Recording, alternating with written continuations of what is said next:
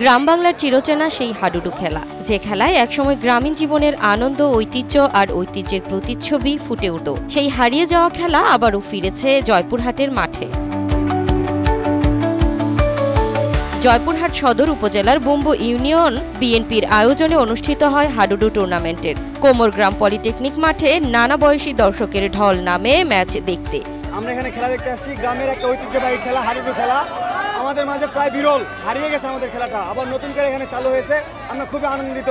আমরা এখন ফোনে গেম না খেলে এখন মাঠে খেলা দেখতেছি, খুবই ভালো লাগতেছে। উজ্জীবিত বহু লোকজন, 2-3 হাজার লোকের এখানে খেলা দেখার উজ্জীবী হয়ে সবাই আসছে, তার সঙ্গে আমিও দেখতেছি। 5 বছর পর এই মাঠে খেলা দেখতে আসছি। আমরা এই মাঠের খেলা থেকে খুব আনন্দ পাচ্ছি। আয়োজকরা বলছেন, যুব সমাজকে মোবাইল ফোন, গেমস, জুয়া সহ বিভিন্ন ধরনের অপরাধ থেকে মুক্ত রাখতেই এই ধরনের টুর্নামেন্ট আয়োজন করা হয়েছে। হাডুডু টুর্নামেন্ট খেলা দীর্ঘ এই 1 মাস যাবৎ এখানে আয়োজন করা হয়েছে। এই আয়োজন করা হয়েছে যে এলাকার যুব সমাজ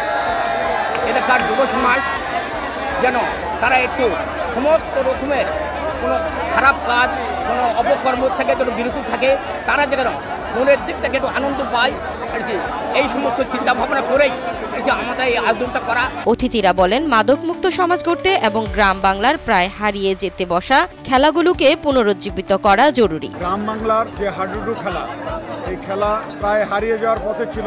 আজকে শর্ট পিচে খুব ছোট পরিসরে যে খেলা হচ্ছে, এটা গ্রাম বাংলায় আবার ঐতিহ্য ফিরে আনবে। বিশেষ করে বোম্ব ইউনিয়ন বিএনপি অঙ্গ সংগঠন যে উদ্যোগ নিয়েছে, এই উদ্যোগ গ্রাম বাংলাকে নতুন করে সাজিয়ে তুলবে এবং খেলাধুলা আমাদেরকে মাদককে না বলি। মাঠে ধুলুর ঝড়, দর্শক সারিতে করতালির ঢেউ, আর মাঝ মাঠে হাডুডু, যে খেলায় একসময় মাত্র পুরো গ্রাম, সেই হারিয়ে যাওয়া খেলা ফিরে এসেছে। আবার ফিরেছে গ্রামীণ জীবনের প্রাণের স্পন্দন নিয়ে। টাইগার